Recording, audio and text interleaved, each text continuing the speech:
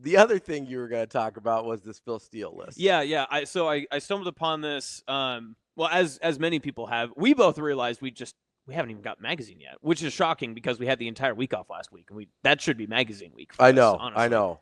But I stumbled upon it online, and Phil Steele claims that Nebraska's schedule is the easiest in the conference in the Big Ten, which at first glance I never agree with because we're so used to Nebraska football having just a ridiculous schedule that I almost just self-reported it myself and went along the lines of, no, I don't think he's correct. But when you do actually look through the list and you assume what we know of the teams that they're going to face, and also which is always dangerous, right? And then also somewhat the order in which they come into. I think that the biggest misperception he has in this is that he's only going off of the teams that they're playing and not the order in which, and also not kind of the strategic dates and placements that they are coming in as well. That's fair. So my initial reaction, because DB and I have gone pretty in depth on the schedules with kind of ranking the quarterbacks and what their schedules look like and that type of thing. We mostly – Wisconsin's definitely the hardest. 100%. And Sam said it yesterday, if they went 5-7 with that schedule, that should be looked at as a success. It should be. And he said hardest in the country. I haven't looked outside of the Big Ten enough to make that claim, but I can't imagine a much more difficult schedule than what Wisconsin's bringing to the table. At first blush, my thought when DB and I were going through this was that there were probably 3-ish teams in the same neighborhood as Nebraska in terms of their schedule. Now, Nebraska being one of the easier schedules, I agree with. I know that we've all got a little trauma from past Big Ten schedules where we feel like Nebraska kind of got screwed a little bit and probably did. Not saying it was planned or nefarious, just the schedules did not break well. And I really do think this is a pretty manageable schedule. I thought last year's was also a pretty manageable schedule. And a lot of people agreed with that sentiment, too, of last year's. Now, again, Indiana ends up being way better than we anticipated last year, so that kind of threw a wrench in things a little bit. But I think you look at it, and I don't really have a problem with them saying that it's the easiest schedule in the Big Ten. Like, after we had gone through this, I knew Nebraska was in the top 3 to 4 in terms of most manageable schedules, at least on the surface. Now, this is the issue I have with this when this comes up, is if Nebraska has success this season, people can point then to the fact that, oh, well, their schedule was the easiest. That's why that they were successful. Not because of everything else that's come up, not because of everything else that's been put in place beforehand, but they can point to the Indiana factor and just say, well, they didn't play X, Y, and Z team in their conference, so that's why they were so successful this season.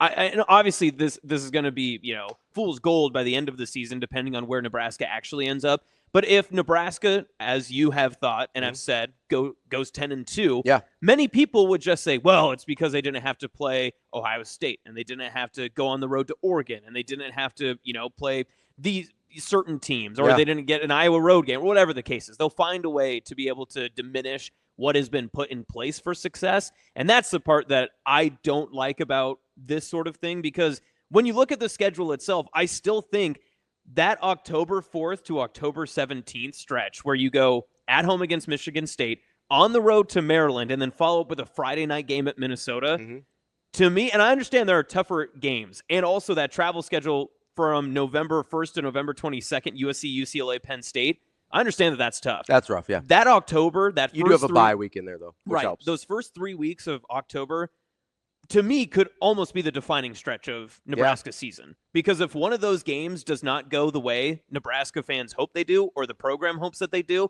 those are going to be losses that I think that they would look back on, like we did many times this past year, and say, what happened? How did that game get away from us? Yeah, and that's a stretch where Nebraska can say, okay, we've past the teams that we feel like we should be better than. Yes. Right? Yeah. That Nebraska, to be clear, has not been better than for the most part. Like Minnesota's got a win streak against Nebraska.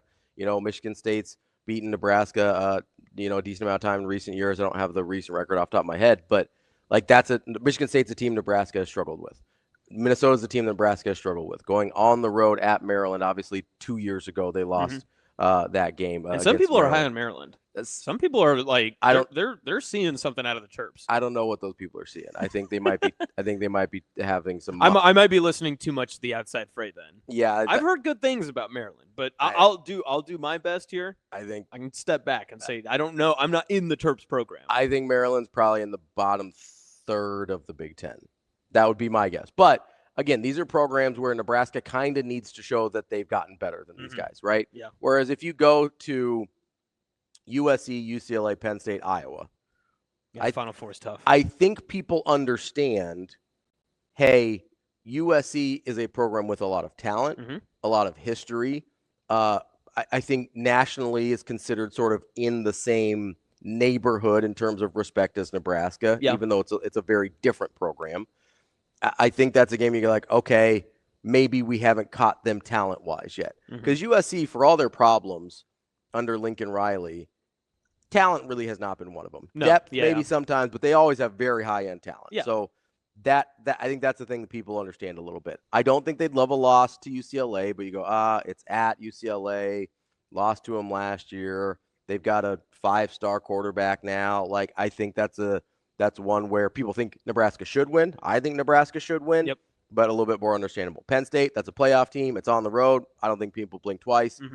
Now, Iowa's a team that Nebraska fans feel like they should be better than, but the recent history tells us that that's not been the case very often. Yeah. Right? So you sit here and you go, okay, maybe we haven't got past Iowa yet. I do think, I might be wrong, I do think Nebraska fans respect Iowa more than they do Minnesota, Maryland, Michigan State. Agreed. Yep, 100%. Like, I think they begrudgingly and in a bewildered state because they still don't totally understand how Iowa wins any football games, which I think is a fair. Right. Like, I get it.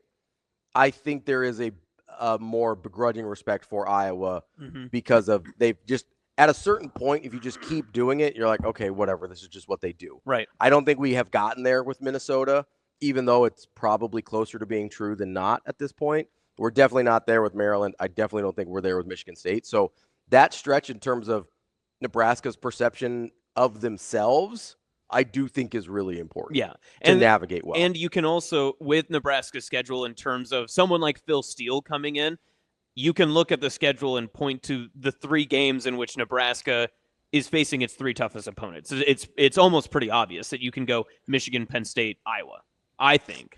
Yeah, so I think you can make an argument for USC. I think so, too. I think you can make an argument for USC. But in either case, if you're saying, okay, rank the 3 toughest games on Nebraska's schedule, again, from Phil Steele's perspective. You have 4 options. You have 4 options, and the final 2 are not, probably borderline top 25 teams, right? Maybe. Depends. Obviously, Sam thinks that USC is going to be really good. So, I don't, like he said that yesterday, so I don't know. I know some people gave him a little bit of pushback. I don't know what you do with USC. Maybe they're a little bit better than that. If Gronowski's good at Iowa, maybe they're a little bit better than that. So I do think there's a chance that all 4 of those are top 20 teams. And you look, if you do that, then you go, okay, well, maybe that isn't that easy of a schedule. Right, and that's what I was going to get to next is you look through this schedule, and by the time we hit September 20th against Michigan, this entire schedule could look completely different. Yeah. Because who knows if Michigan's going to be able to keep up with, some of the stuff that they've had in their offseason and some of the question marks that we've had. So that's the thing is, right? Like, maybe Michigan, I think Michigan's going to be pretty good. Yeah. I am more bullish on them long term than I am this year. Do you know? Because you get suspended coach and true freshman quarterback. Yep. Like, that's a weird combination, and it's reasonably early in the season, especially considering when his more suspension actually falls. Like, that's a weird spot for them, for Michigan. The more we get closer to kickoff for week 1, and the more that Michigan game, more we hear from Michigan, the more that other stuff comes out. You hear from their fall camp and everything else. Doesn't it somewhat give you the same vibes as 2016 Oregon? It's such a big matchup. It's huge for Nebraska. It's a chance for their coach to prove in a big moment at home. And Michigan is coming off of this dominant run just a few years ago. Everyone still believes in the Michigan brand. They're on their way back up. Oregon that year had the same thing. They had Helfrich as the head coach. He was coming down. Everyone saw on the schedule, oh, great, Oregon's coming to Nebraska. They are going to run them out of the stadium. And what ended up happening by the end of the season, that Oregon win was great in the moment. And it was a great brand victory and a great brand moment and one of the best moments of the past decade at Memorial Stadium. But then it ended up kind of being like a, glad we won that one. Yeah. Right? Yeah. And so I'm not saying that Michigan is going to be the exact same as that, but I'm starting to get just more and more of those vibes of just the general atmosphere of what that game could end up being by the time that we get there. So if we sit here and go, okay, let's say Michigan ends up going 8-4. Right. That's a good win. That's a good win. It's a good win. It's not assuming you win. Yeah, if you're able to win that game, it's not program-defining win, right? Good win, and maybe from a brand standpoint, it ends up being a program-defining win, but in terms of the season, probably not. The game that's probably going to end up being that, I would imagine, either way, is at Penn State. Yeah. In terms of, like, listen, you're not mad if you lose that game in all likelihood. There's different ways you can lose that game, though. Sure, 100%. Like Ohio State last year. You lose that game, that's the clear best team in the country. Nebraska was a couple defensive lapses away from winning that thing. Yep. You know, Jeremiah Smith got loose on a concept a couple times, and that was the ball game. But other than that, Nebraska looked like the better team for 2.5, 3 quarters. Yep. So you sit there and you go, okay, that's a game where you think you're closer than maybe you would have otherwise, right? Definitely closer than you think you were after the Indiana game. Yep. Right? So Penn State could go a lot of different ways. I do think you're right with Michigan, though. Michigan very well end up being bigger in the moment than it is by the end of the year. Colorado the same thing in Deion's opener, right? With TCU. Yep. TCU's coming off a national championship appearance. I think people who knew college football was like, this team isn't going to be – I don't think we thought they were going to be as mediocre as they were. I think they went 6-6 that year. Yep.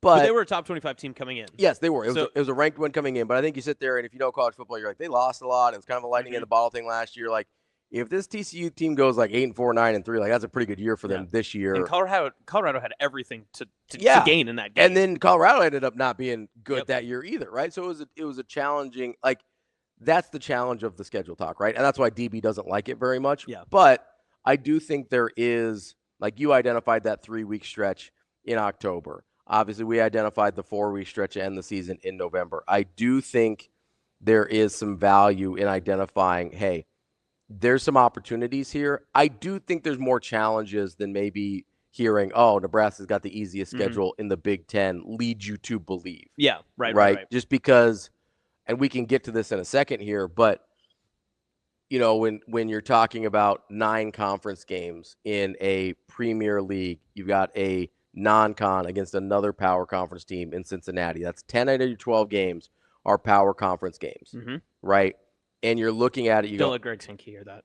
Well, I mean, we're going to bring up Greg Sankey here in a second. But you look at that and you go, okay, just because it's the easiest in the Big 12 doesn't mean that it's an easy schedule, right? Like easy versus easiest in like a subset are very different things. Like the easiest class in medical school is going to be harder than the hardest class in middle school, right? Like that's a thing. That's right? a good way to put that, yeah. So, like, the hardest schedule in the Big 12 may be – Big 12 is a bad example because I actually think they're good this year. Yeah. The hardest schedule in the ACC may be easier than the third easiest schedule in the Big 10, right? Good point. So, like, I do like to provide context here. I do think this is a very manageable schedule for Nebraska. We identified 4 games without any question that could be really challenging, possibly top 20 games. And that didn't include any of the 3 teams that you think is the most pivotal stretch in their season. I know, yeah. So, like, I do like the context of, yes, I think it's a manageable schedule. Yes, I also think Nebraska, if they navigate this the way I think they can and go 10-2, absolutely deserves their flowers for doing so. Absolutely. And I think the reason I identify October 4th, 11th, and 17th, Michigan State, at Maryland, at Minnesota more, is because the Matt Rule era so far has been defined by, like you have said, some of the games in which Nebraska, at the end of the game, held up their hands and said, what happened? How did that happen to us? And if you Iowa and Illinois last year. If you overcome those games, because they are going to be closer than you want them to be, there are going to be some mistakes that your team will likely make in games, like you have said, that you feel as a program that you are past them, that it is time for Nebraska. That you should be. Right. It's time for Nebraska to take a step above those type of programs. If Nebraska handles that 3-week stretch, to me, it doesn't matter what they do in their premier games against Penn State, because you have already overcome some of the faults and failures of past years, and that shows improvement in the program once you move on and overcome some of those missteps. Because once you get past those, so in this sense, if you go 0-3 against Michigan State, Maryland, Minnesota, there will be louder gripes than the celebration if you went 3-0 against USC, UCLA, and at Penn State.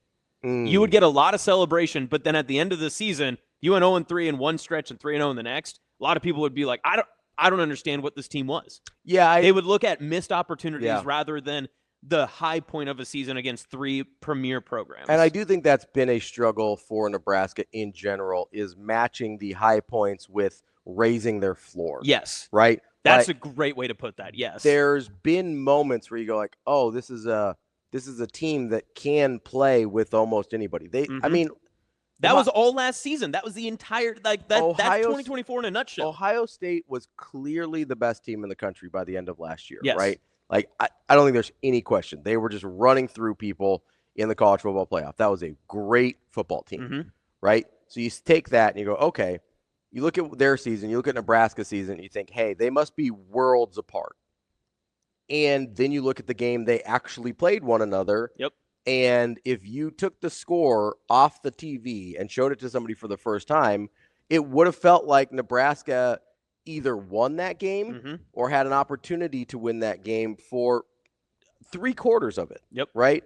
And so you sit there and go, okay, that doesn't make a ton of sense when you look at a loss to UCLA or getting your head beat in Bloomington or whatever, or blowing a lead against Iowa or blowing a lead against Illinois. Like Iowa and Illinois aren't as good as Ohio State. Yep. That's not a hot take. That's just what it is. Yep. If you can stay that close and be ahead of Ohio State for the way Nebraska was for as long as they were, that's you should beat Iowa and Illinois then. Like that's the frustration. So that, to your point, you need the consistency of a raised floor so that you don't have these bottom out moments where you just end up throwing your hands up in the air and you go, oh my. And that's what I'm betting on.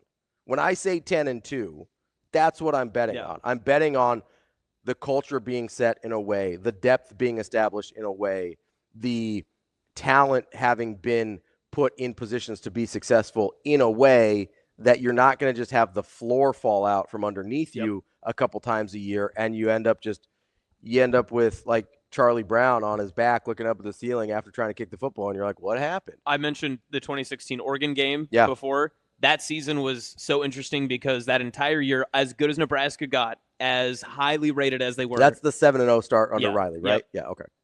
It never felt like, at least for me, I remember back in that time period, it did not feel like Nebraska's floor ever raised in that situation because the games were so close. There were still the mistakes. And then you clearly saw it the next season when the program fell into a shell of itself going 4-8 or whatever the case was. So I also think the context of the program in that time period was very different. Right, true. Because Pelini really had raised the floor to a point where you're just like, okay, this is at the very bare minimum what we're getting. Now, the bottom fell out against really good teams. Yes. But you didn't have typically losses to teams you thought you were better than. You had losses to teams that you thought you were trying to catch, and bad losses to teams you thought you were trying to catch. So I do think within just a year removed from the Pelini era, it wasn't going to feel like the floor was raised because we felt like we knew where their floor was. Right. The floor had fallen out. Like in the last 6 years. Fallen out. Like they're cratered to the center of the earth. But see, that's my point, is that you already can tell now